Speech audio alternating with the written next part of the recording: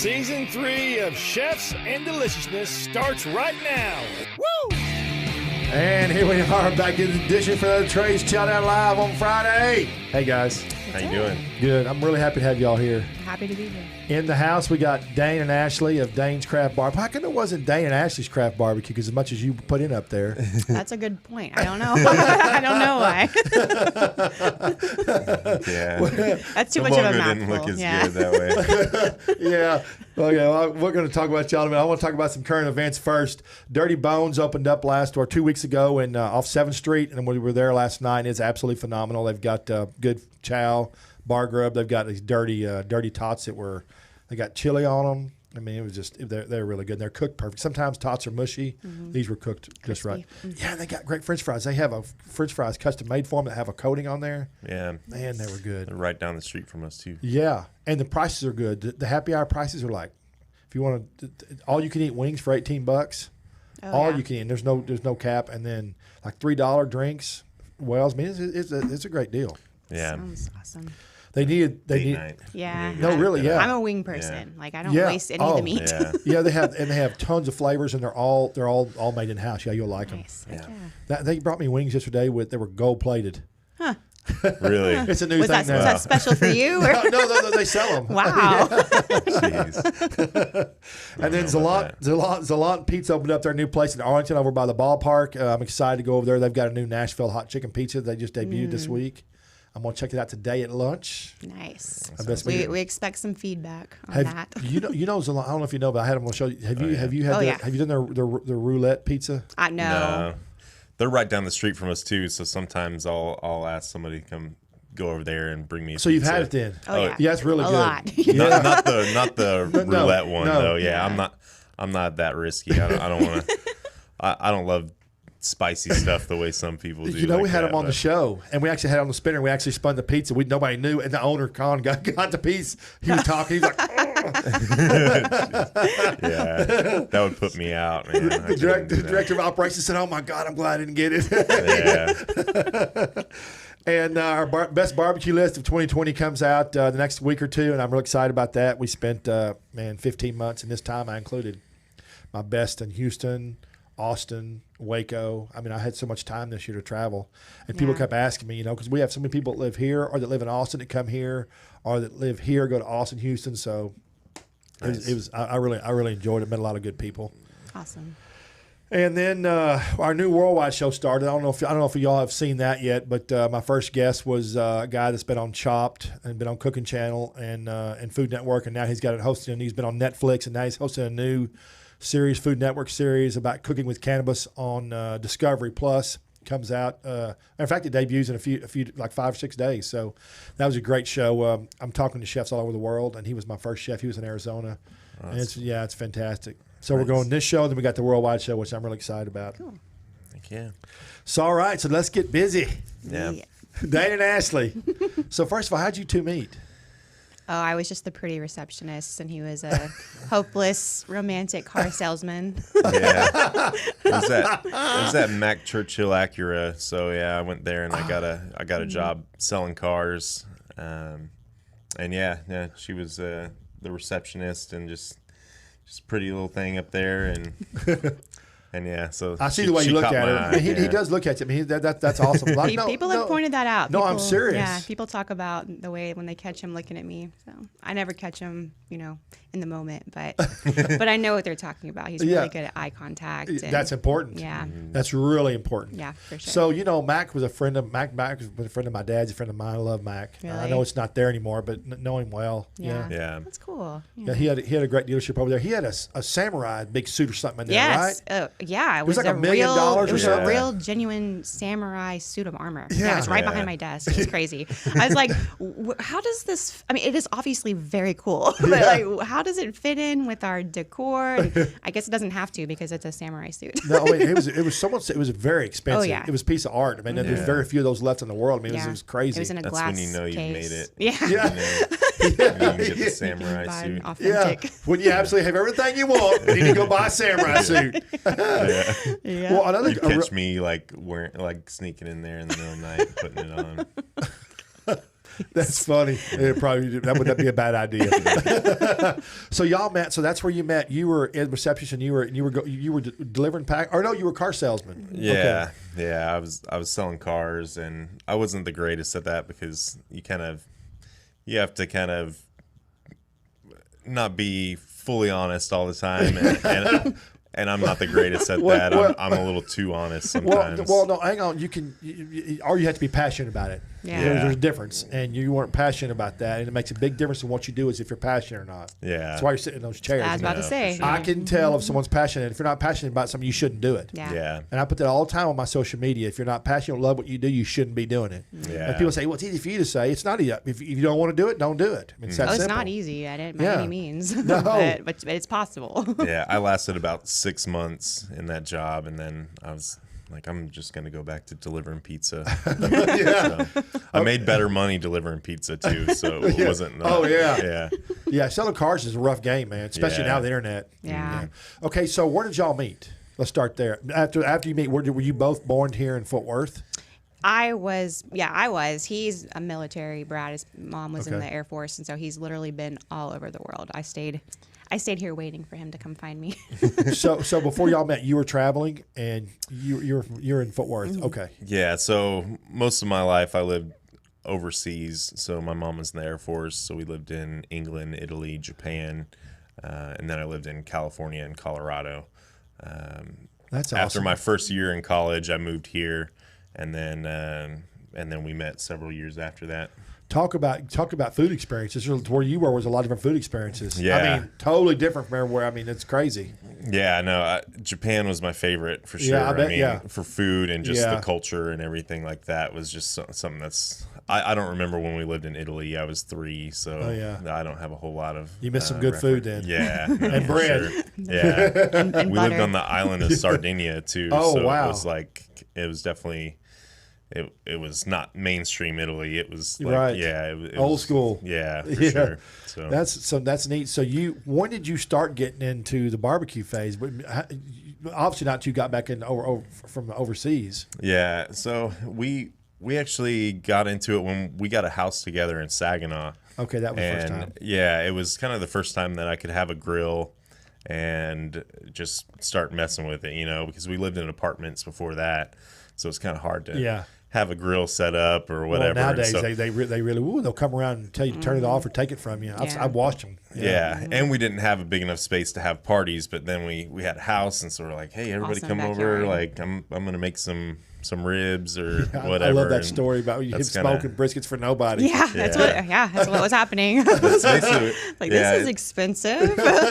It started as just like a rack of ribs on a little kettle grill. Right. And then I got a Weber Smoky Mountain, which is your little R2D2 Right. looking deal. And I used that for about a year. And then Ashley actually got me a offset smoker. Big difference. Big custom difference. made one, Yeah. yeah, because I would always tell her I really want to do like real Texas barbecue with the offset smoker and stay up all night with it and like so I want to do it Yep. like the authentic way. And that was probably about 4.5 years ago that she got me that.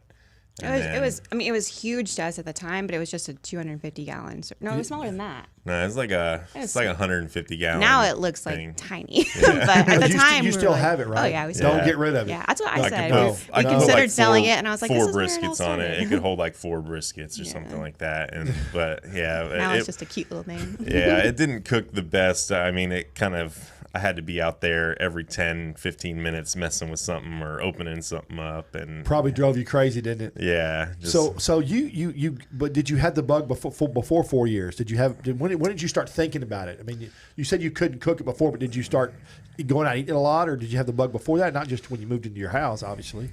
I didn't really get the bug from eating a lot of barbecue. It was just from the process of making it and perfecting it. I really wanted to just make it the best I could, and then I started eating at barbecue places kind of after I started cooking Okay. it, which was kind of weird. Yeah, I mean, I always ate barbecue, but I wasn't out there going to all the big name places. Yeah. I didn't even know who they were. I mean, I kind of learned that afterwards.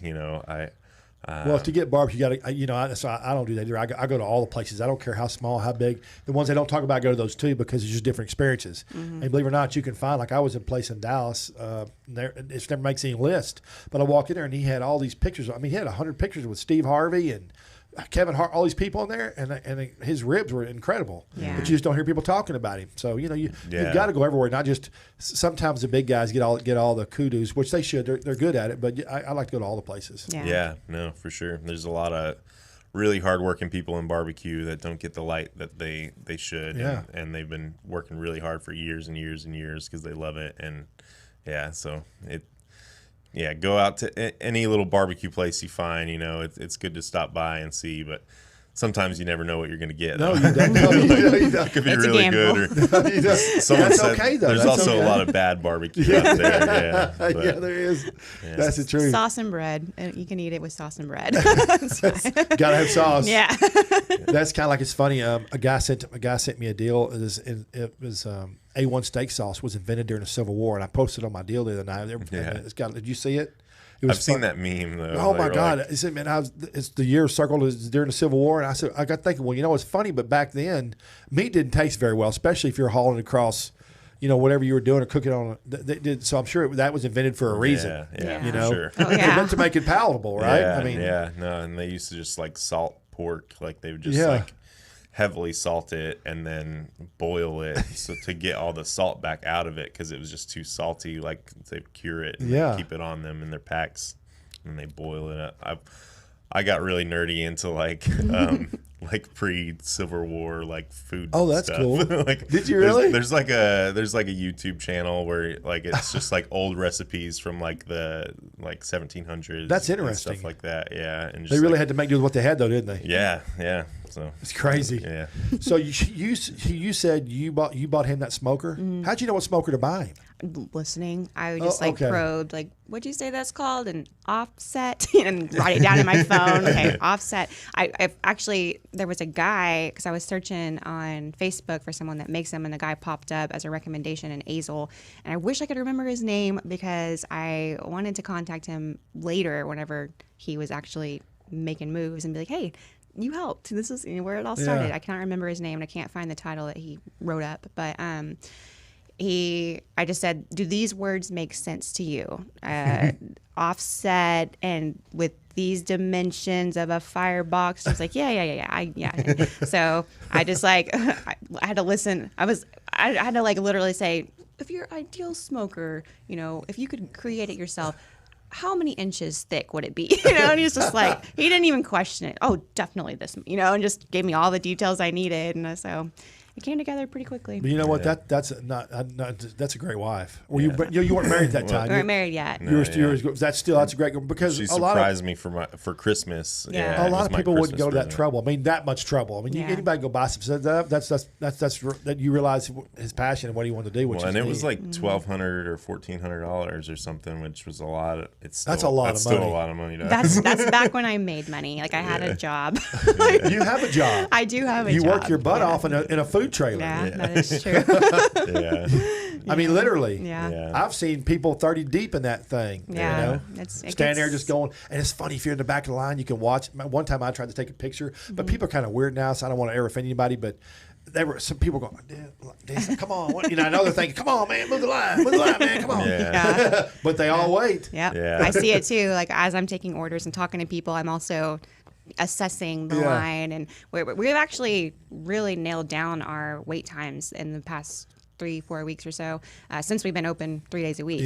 We've really found our groove, and I think the longest wait time we had on a busy Saturday was like 8 minutes, right? Yeah, last week It was awesome. but it was a little weird flow because of Easter. But I think the longest wait time after you place your order was like 8 minutes. Were you in a bunny costume back there? No. I can't believe you didn't do that. I tried to convince him. Maybe get me out there on the street. Waving people in. Spinning a sign or something. I used to do that. I used to be getting when we had our ice cream, the Dairy Queen's day, I used to get in a big cow suit with udders. Really? And I'd jump out in the corner and swing the udders. It was fun. Why is that not even hard for me to picture? I had a great time doing it. And people would come in because that. Yeah. Make you laughing. Yeah. People want to be entertained, right? Yeah, the for monotony sure. that you, especially now. Yeah. Good gosh. Yeah. So, Ashley, when he first started cooking, what's the worst experience you can remember? Like, did he ever bring you something that was like, oh my God, I can't eat it, it was too tough, or like when he first started? Honestly, no. The thing that stands out, so his product was always phenomenal, and that's why I trusted my gut sinking money into it. Yeah. Because I was like, even if he just does this as a hobby, if he never goes and opens a business or goes to competitions, like, he's happy when he's doing it. He's producing awesome food. He makes other people happy, which makes him happy again, you know. Right. But the worst I can remember is he was just dog tired, and it's back on the older smoker that didn't really hold a consistent temperature. So he had a digital thermometer in there, and every time it would dip below like whatever. Yeah, 250. there was a range where you could set it, and it would alert you if it went over or under. Okay. And he was jumping up every 5, 10, 15 minutes going to check it. And it was like 3 o'clock in the morning, and I had been resting a little bit. And he was like, can you take a couple hour shift and let me get some rest? And I was like, yeah, I'll definitely do that. I regretted it so hard. It felt like I was laying on the couch so I could just jump out in the front yard and mess with it. And it was terrible. I was cranky. My head was hurting. And I was like, all right, I don't know why you look forward to this every weekend because this is just making me I'm exhausted. I'm irritable. And that was only 3 or 4 hours of it in the early morning. Now he pulls all-nighters on a regular basis Because that was his passion. You have passion for his passion. Exactly. But to do for him is not the same. You don't want to do that. Yeah. No, that's I want to understandable. support him. I'm passionate about supporting him, Right. believing in him. I'm not as passionate about putting a log in a firebox at 5 a.m. But that's what makes it work. Yeah. Yeah. But if you open the door all the time, the heat goes up and down. Yep. Well, he told me when I have to open the door. He was like, sometimes it gets too hot, and that's the thermometer will go off again. And I got to open it up a little bit, and then I got to go close it. And Yeah. I've familiarized myself enough with the smoker where if he's like, go check the temperature or throw a log on or make sure that everything's running smoothly, I can do that. But on these new ones, I can't even open the doors.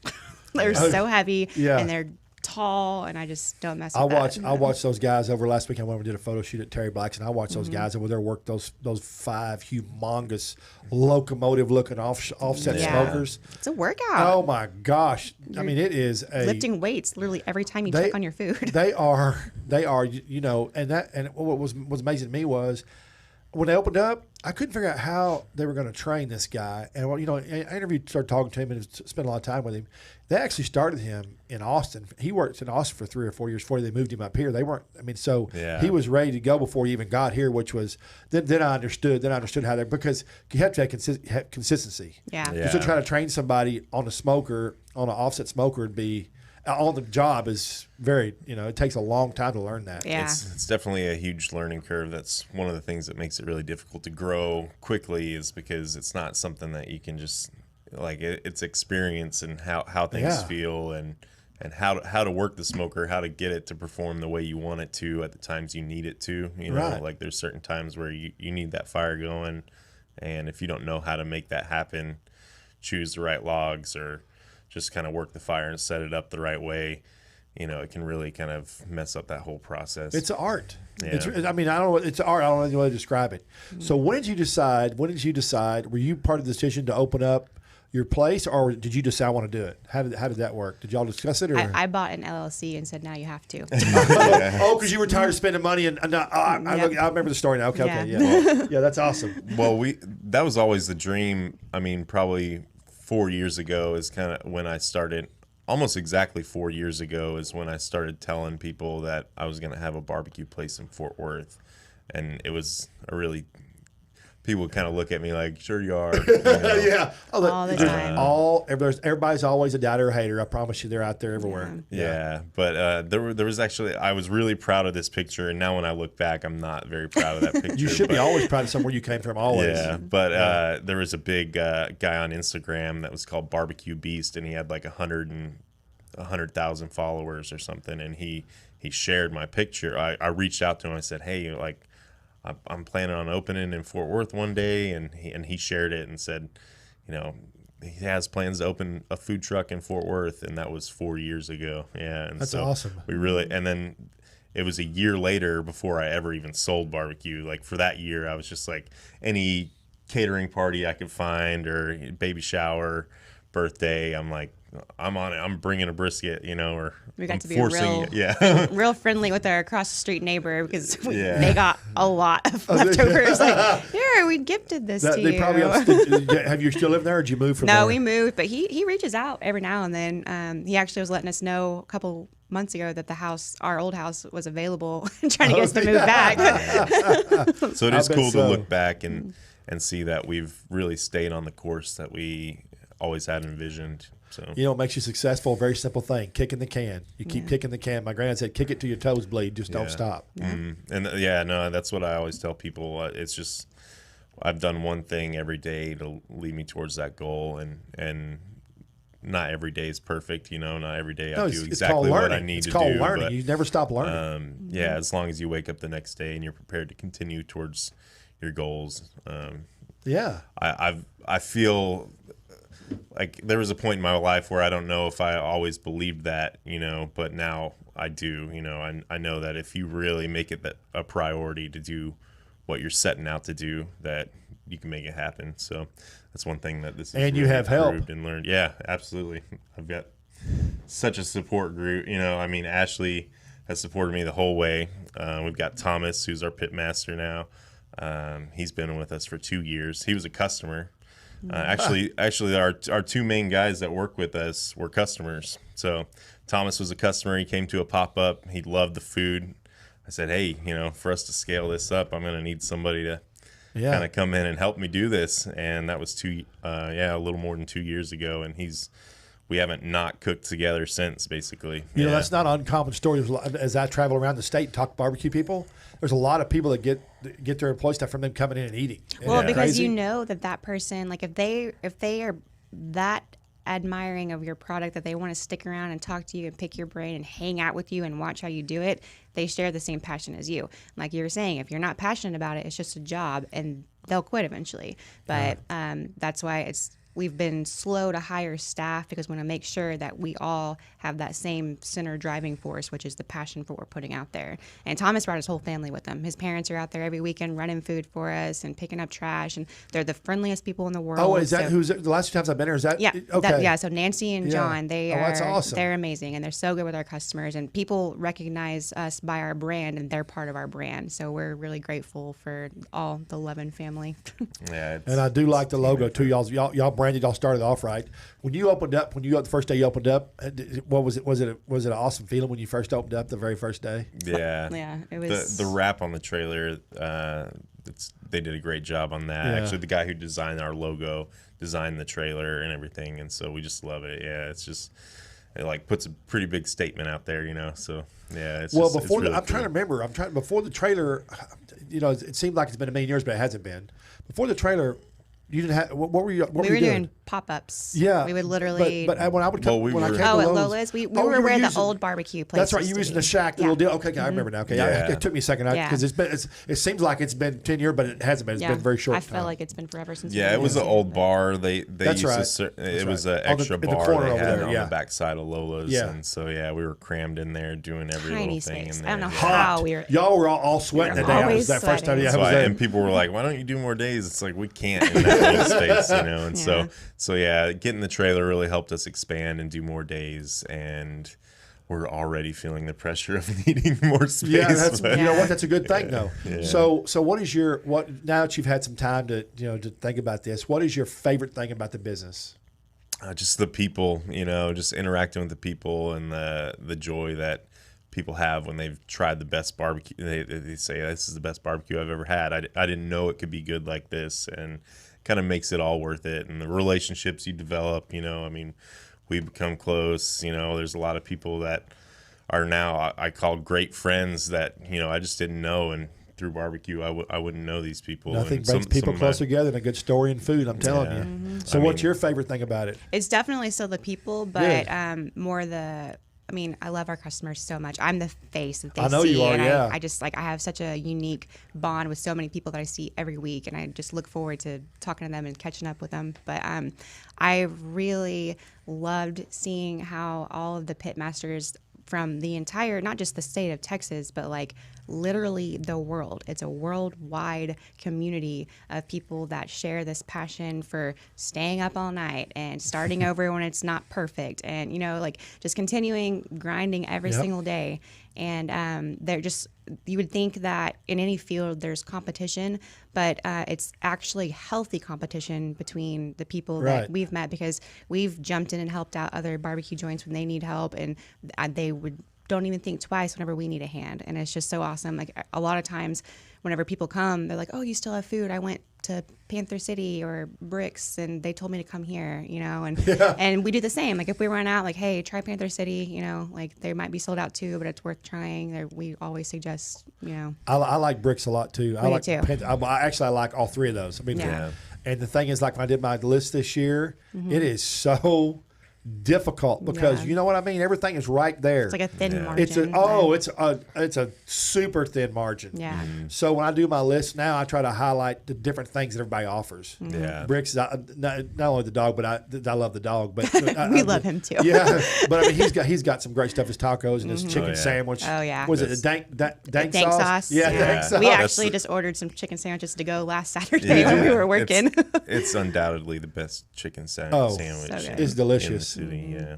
It's awesome. So it's a family, which is great. Yeah. I feel like we've got a second family besides our blood family, and it's a really good feeling knowing that other people have our back. Yeah, and people just know how hard it is. If you're putting out that good of food, they know what it takes to put out that good food consistently. You can taste when people cut corners. Yeah, and when people know, hey, this person's putting out this food. That you kind of earn people's respect by just putting in the work and putting in the effort, and that's why it's not as much of a competition, because people are like, hey, if you're willing to put in the work, I'm willing to tell you, how you can make it better, and so I do that with people too. It's not only that your food tastes good, it's the way you plate it and the colors you use, because like you talked about earlier about the Instagram photos. I mean, all your photos always pop. They're colorful, and the sides. That's very intentional. We we really like the contrast, and people love posting our food on Instagram, and we do too. But yeah, I mean, it can taste great, but if the presentation isn't right,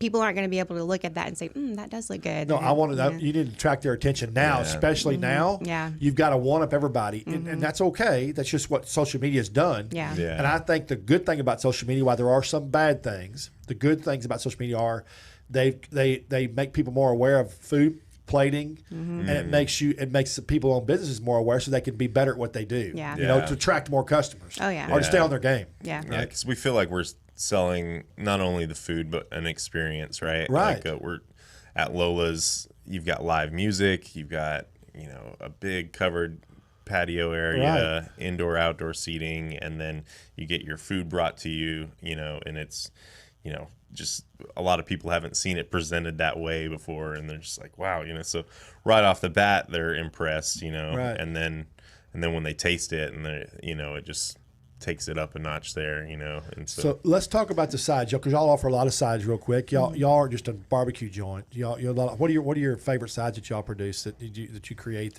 My favorite that I've put the most effort into has been our mac and cheese, because I've literally been working on that recipe for almost 3 years, and I've changed teeny tiny things about it over that course of those 3 years, but it was something just a little bit different every time, and I think I finally nailed it. And your corn is really good. What's on top of your corn? There's the queso fresco, and then Flamin' Hot Cheeto dust, drizzle of crema, and then lime and cilantro. That Flamin' Hot Cheeto dust has become popular. Oh yeah. I mean, I can't tell you. I put it on my mac and cheese. Can I tell you something? Here we go. Here, Instagram, social media. Somebody started that, and then bam, it took off.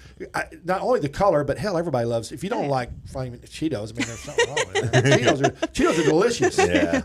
You know why I don't eat them anymore? Because if I can't eat one, I eat the whole bag, or I don't eat them at all. That's why we refined it to a dust. So your corn, your mac and cheese, and then the first two to always sell out is always Frito Pie Beans. So those are slow cooked pinto beans, and then we top them with another drizzle of crema, some shredded cheddar.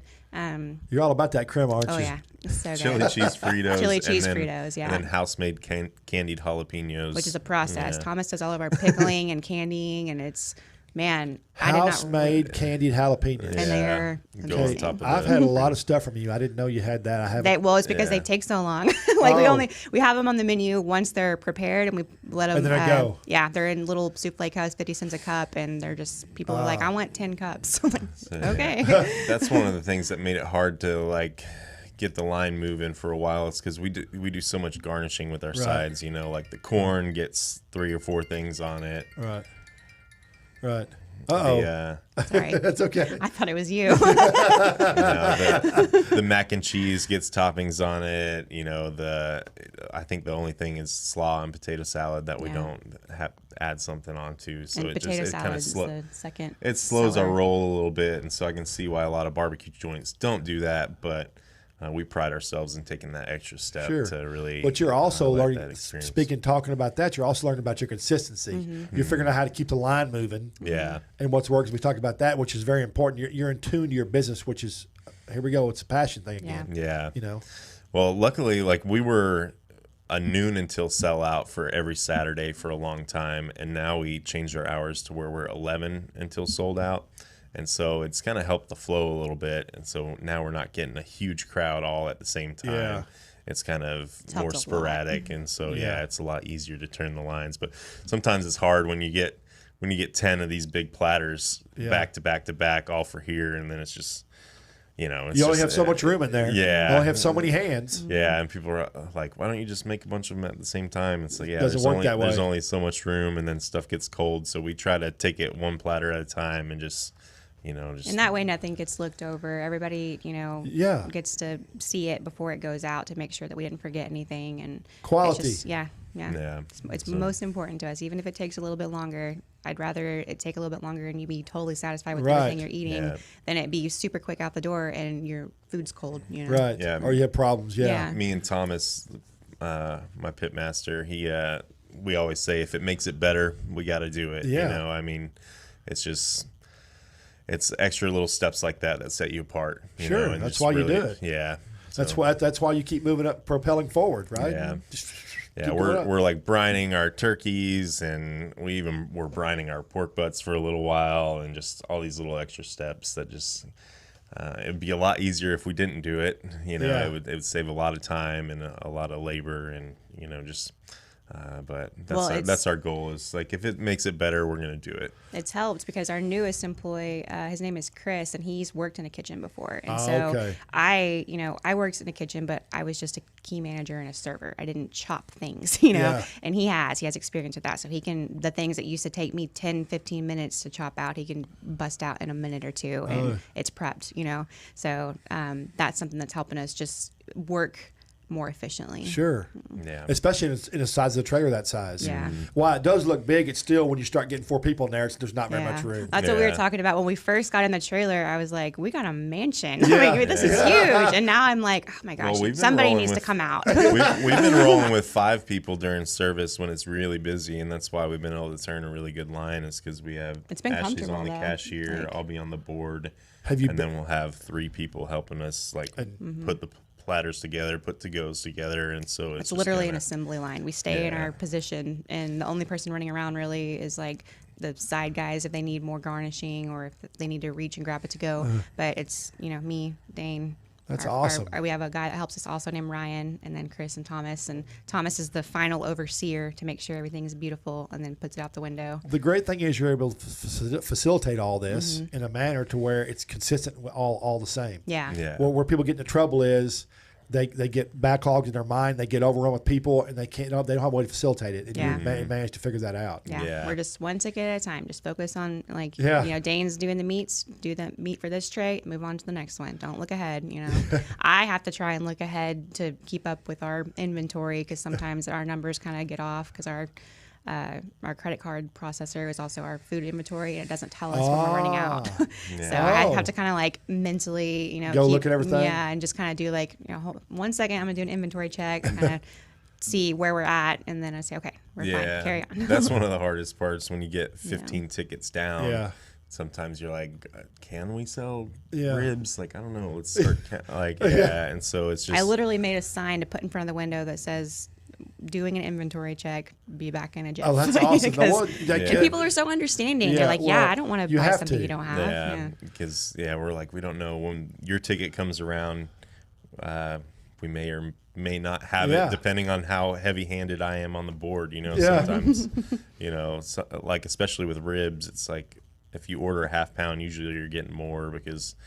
Can't cut a rib bone in half. Yeah, you can. Yeah, so, they're gonna come out. You're gonna round up. So you've become quite the sausage expert. I want to talk about this in a minute. Yeah, your sausages, and we've got some. We're gonna bring them in a minute, but you fell in love with sausage. I guess you watching. I just through reading all your stuff and talking to you a bit here and there. You fell in love with making sausage. Yeah. Actually, I guess it's almost been 3 years since the first time I made sausage. And it's funny that you mentioned Trevor from Bricks Barbecue because me and him were kind of coming up at the same time, and he bought a grinder and I bought a stuffer. And we were like, let's just figure this thing out. And so I went over to his place and we just started messing with it and just figuring it out. I actually took a sausage class with Sean Eagle from Bet the House up in Denton. Oh yeah. I think they've closed down by now. But yeah, he helped me kind of get the ball rolling on that, and I just kind of took it from there and took it to another level. Yeah, you did, because the other day I posted something on my food sites. It was a little like a month or so, maybe, or that was one of the holidays. You had a whole bunch of different sausage. Oh, it was for Texas holiday. That's right. Texas Independence Day. We did 6 sausages over Texas. Yeah, what were those flavors? We did. So it was 6 sausages that represented countries that had governed over Texas. So we did paella boudin, which was for Spain, and then we did our beefy Texan for Texas. Right. Did our Monkeytown Fuego, which is like fire roasted Fresno peppers and Oaxaca cheese. That's our special this weekend. That's from Mexico, and then we did chicken cordon bleu sausage for France. And then we did a pecan pie, and what was the other one we did? It was a... You did a pecan pie sausage? Yeah. Whoa, I didn't see that. You didn't see that? I didn't see that one. Yeah. So good. It was that good? Yes. It was really good. It depends surprised. on if you want sweetness out of your sausage, I guess. Well, it reminded me of when you said you took it to a whole new level, you did take it to a whole new level. Yeah. It reminded me of like a sweet maple breakfast link. It was really it tasted just like a pecan pie, but in a sausage. I don't know if that's what I want from my pork sausage necessarily, but yeah.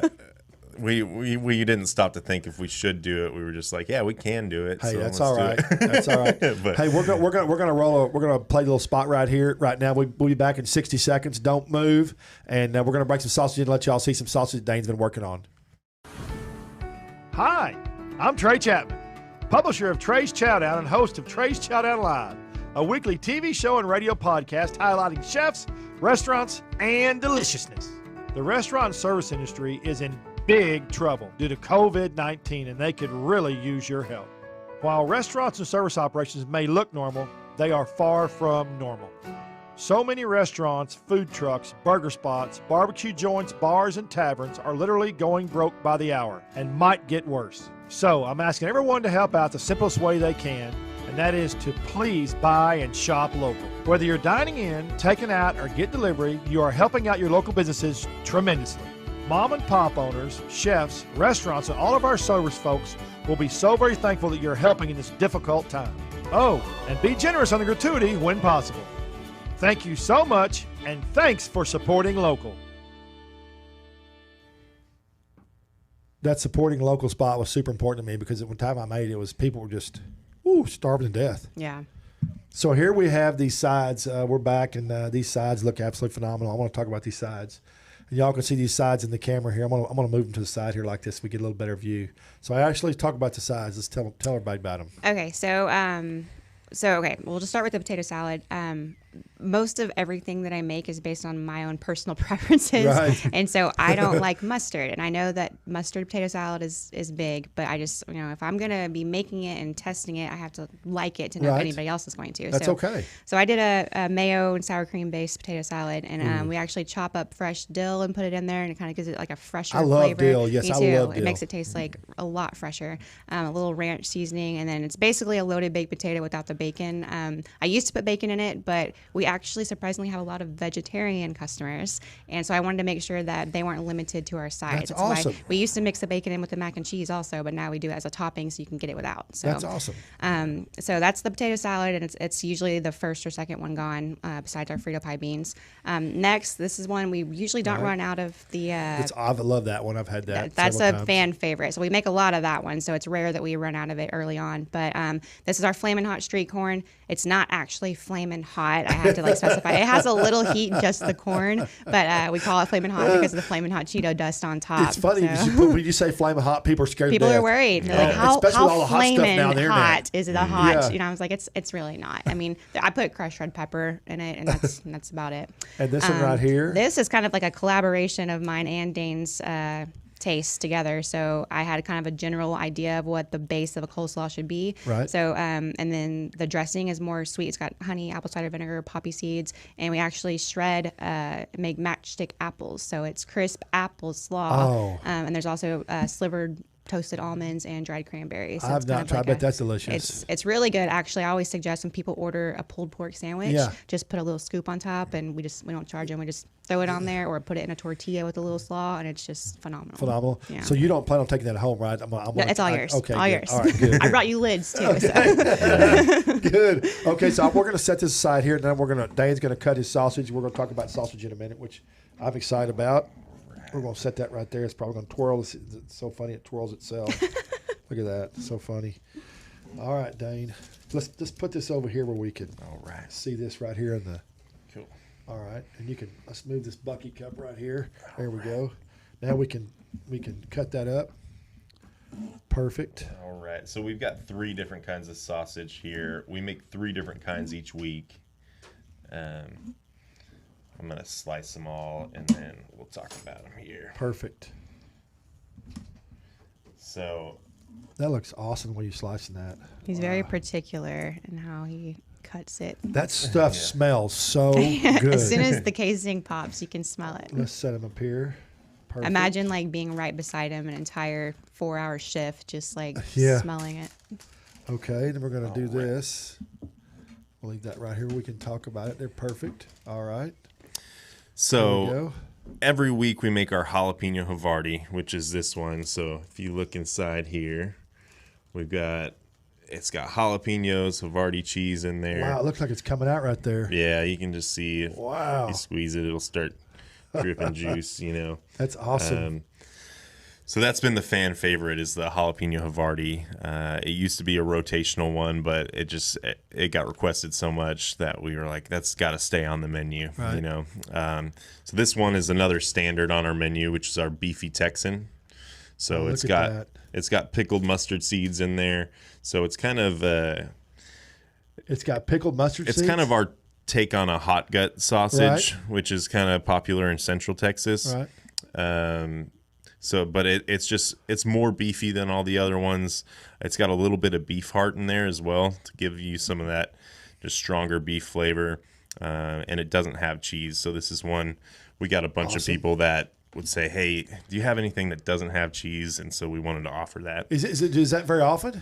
Actually, yeah. It's surprising. That's because people love cheese now. Yeah. Cheese is a huge condiment. Yeah. For me, I'm like, why wouldn't we put cheese in our sausage? Cheese makes life better, doesn't it? Yeah. So, I agree.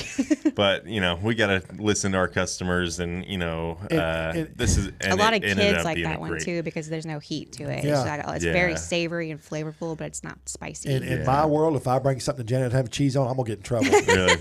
Yeah. Cheese is the we can king in relate our to house. that. We can relate to that. So let me turn this closer to you here like this. Let's turn around a little bit. All right. Then So let's talk about that one. This one is our This looks Monkeytown phenomenal. Fuego. So it's got Oaxaca cheese and fire roasted Fresno peppers in it. Look at that.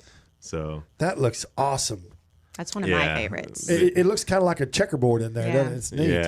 Yeah, for sure. And so that is the one that'll light you up a little bit. It's our spiciest sausage that we have. Oh, it is. Okay. And it's still not as spicy as we want it to be. I feel like we always try to make it a little spicier, and it never. And we're always like, it could be spicier. So yeah, If we're gonna call it we're fuego, trying- we want it to have some heat to it that's recognizable, But and we get requests for that too. We're careful to not light people up too much because sometimes if something's too spicy, it kind of ruins the next several bites of whatever else you're trying to taste. Or the whole meal. Yeah. Or the whole meal, because some people just, some people just can't do spice at all. Yeah. And then it ruins all their palate. Yeah. Yeah. You can Just always can't do it. spice something up to your preference, Sure. but you can't take it out once it's Yeah, been no. added. And so Yeah. No. You see all these things on the internet, all these guys, all this hot stuff, and their faces getting red and sweating. Yeah. That's not what the average person wants to do. That's not an experience you want to have when someone comes to eat your barbecue, exactly. right? Right. Yeah. Hacking and gagging over there in the corner. Need some milk. What'd you eat? I'm not going to eat that. I can see Yeah. that now. Or Yeah. somebody videoing and putting it on. It wouldn't be good. Yeah. So what was the hardest thing for you to learn about? Because all these sausages look phenomenal. The sausage I've had at yours has been phenomenal. It's tasted great. Yeah. Lots of flavor with each bite. What was the hardest thing for you to learn with sausage? Did you just keep experiment? What'd you do? Yeah, I've probably made sausage almost every week for the past 2 years. And yeah, it's just a lot of technique, a lot of feel. We still mix everything by hand. When a lot of people that do sausage on a big scale will throw it in a big mixer and just, it gets 5 minutes in the mixer and then you pull it out. But we're still doing everything by hand. So even if I'm doing a 40-pound batch, I'm mixing everything by hand, and just there's kind of a feel that you got to go for. Well, and it's you a can feel. Yeah. And you got to, the other main challenge is just keeping everything at the right temperature. So it takes a long time because we got to grind a little bit, put it in the freezer, put it in the cooler for a little bit, grind some, and then there's kind of a process to making sure the meat stays cold while you're dealing with it and everything like that. You realize that a lot of the best, most talented chefs in the world do a lot of stuff still by hand. No, Yeah. Because it's how it feels. They can feel the texture. It's almost instinctual. Like Yeah. you know when it's ready. And you watch it, and when you're doing something by hand, you can, and you're working with your hands, you can watch it turn and make sure everything's all together properly and how the flavors come out. I mean, it's important. Every time I watch a show with Ramsey, even though he's a big TV guy, he tastes everything. Yeah. He tastes everything, and he beats that into your head.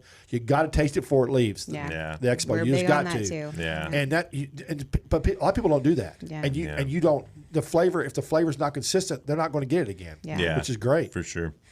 So yeah, this is 3 of the 14 recipes that we have now. Yeah. So one is a rotational special each week. So the Jalapeno Havarti and the Beefy Texan are standard, and then this is our specialty for this week. And then next week it'll be something else. And yeah, we're just gonna Do you sell out of constantly sausage every weekend? Almost. Yeah, Sometimes we'll have a little bit of usually. jalapeno Havarti left, but that's only because we're making a ton because people You don't want sell it. it, yeah. And if we don't sell it all that day, or that shift, I'll put it in some foil and put a stick in it, make a kebab, Yeah. and then sell it around the trailer park, and the employees will buy it, or we'll Yeah. just give it to them to eat since they work hard too. Hey, I just thought about something. How about a kebab with one piece sausage, one burn in, one piece of sausage, one burn in, one piece of sausage, one burn in. I in a eat it. Bloody Mary. Yeah. Ooh, no, yeah. Hey, you know what? Not that you have time to do anything else, but I just We thought always make time. We do. Yeah. Like that's Yeah. kind of touching back on what you were saying with tasting everything. Whenever he first was dabbling in these new recipes, like he felt comfortable with the recipes. We had the 3 or 4 that he had, but when he started expanding to 5, 6, 7, 8, 9 different sausages, he would make it batch, and if it wasn't up to his standard, if it wasn't how he was expecting, we didn't serve it. We'd advertise it for that week, and he didn't feel comfortable with it. We said, hey, sorry, it wasn't up to our standards. And Yeah. so we had a lot of trial and error, and that's what helped him develop the perfect recipe, Right. because later Yeah, me and Thomas we would make the sausage for the week over the past year or so, and we would always make like a little batch of something that we're testing and working on. So it was almost always not only just what we're making for this weekend, but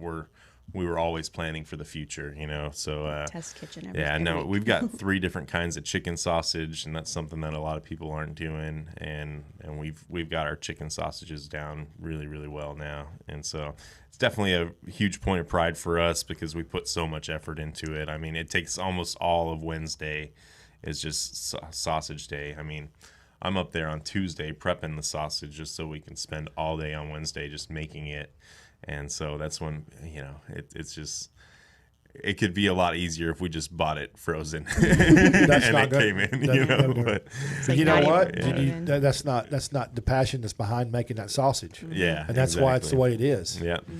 So I watched y'all work. I watched y'all for a while now, and I watch you work, and I see your stuff you post on social media. You know, I guess what's made y'all so successful is your mutual respect for each other. Maybe is that your well, your work ethic, but obviously the way you treat each other. Because working in a space that close with each other, it's hard if you don't. Yeah. You know, I never get tired of being around him, you know. and that's great. So And 4 kids. yeah, Well, listen, I that's thought my you, break going to work and hanging out with Dayne. I thought you had one. Oh no. And so when you got out of the truck today, I was like, why is she driving? I talked to myself, why is she driving such a big truck? I have a million kids to I didn't carry and around. You looked at me and said, I have 4 kids. And I said, 4 kids? I had no idea. I've never seen, I've seen you with, I've seen lots of pictures, but I don't think I've ever put together all the kids. I didn't think they were yours. Catch us on a good day. They're up there with us. Like we create a little kids space for them with the canopy and their little tables, and they'll sit out there and eat barbecue and color and play frisbee with the dog, and it's a family affair. It really is. Are they all pretty close in age? Yeah. Our oldest is 11. Our twins are 10, and then the youngest Jake, he's 7 months yesterday. So guess what? You got a barbecue crew. Yeah, You'll be able to know. You'll be able to have a second trailer For sure. We're with ready. the crew. No, You we're might already make, you training might make a them. good TV show out of that. Yeah. Think about that. About We 6 have. years from We've now. talked about Pitch it. it to TLC. Yeah. Yeah. Dayne's Barbecue. Yeah. A family affair. Yeah. Wait, there used to be a show called A Family Affair. Yeah.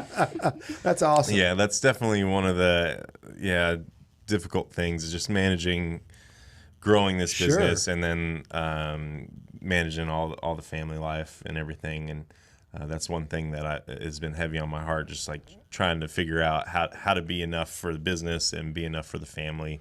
Being is closed on something- Sundays, that's an awesome idea. That Yeah. really is. Because if you're closed on Sunday, then you can spend more days together, which is awesome. Yeah. So, right now we're only closed the last Sunday of the month. So we're open the first, but then eventually the plan is to hire a staff where we can be open every Sunday, but we don't necessarily have to be there Right. the entire time, you know. Yeah. And we want to be able to offer maybe a brunch, kind of barbecue brunch on Sundays, Yeah. but then still reserve that time for us to spend with our kids. You need to get Brian to sell mimosas like a mimosa barrel or something. Yeah. No, Yeah. I'm serious. I mean, Yeah. just No, we've talked about okay, it. because Yeah. that's a huge deal. Oh yeah. I mean, bottom of the brings that's a huge people deal. in. Yeah. That's our plan. Right now, we have the last Sunday off for family time. So the last Sunday we're closed, but eventually we're going to transition that to being a brunch day. So Okay. yeah, we'll do the mimosas and we'll throw pancakes in with some bacon brisket, and maybe we'll do one of our berry Gouda sausages dipped in like some pancake batter, like the corn dog style or something. You're killing me with the sausage deal, man. Yeah. I want to call you the sausage man. Yeah, no.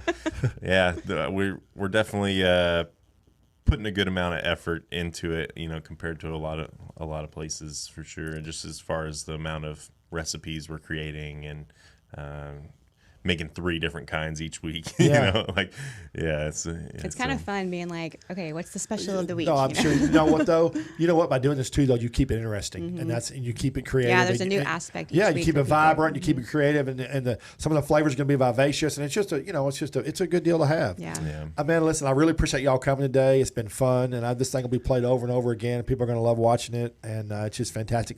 It's Dayne's Craft Barbecue, right? Yep. All the Yep. social media handles. Yep. So- Dayne TX BBQ. Dayne That's his handle. TX BBQ. Yeah. Don't.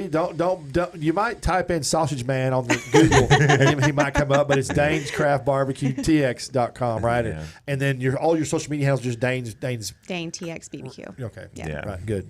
I really appreciate it. Thank Thank you. you so y'all much for having man, us. I loved it, and We had a blast. I can't wait to come by and try some of these sausages. Let us Yeah. know. Actually, are For these sure. going home? Those are yours. Hey, those are that's yours. good. Y'all can't have any of it. I haven't had breakfast yet, and I was thinking about digging in. These guys in the box in there, they're vultures. They'll be all over. If I don't tell them to stay on, they'll be all over it. People come from the downstairs studios, come up, what? They smell it. What's that? What's that? Back off! I'm gonna get a paddle, a barbecue paddle. Get off my food. You need one of those covers to put. Yeah, yeah. So y'all go by and see them. They're open Friday, Saturday, and Sundays. But the last Sunday you're closed. Yeah.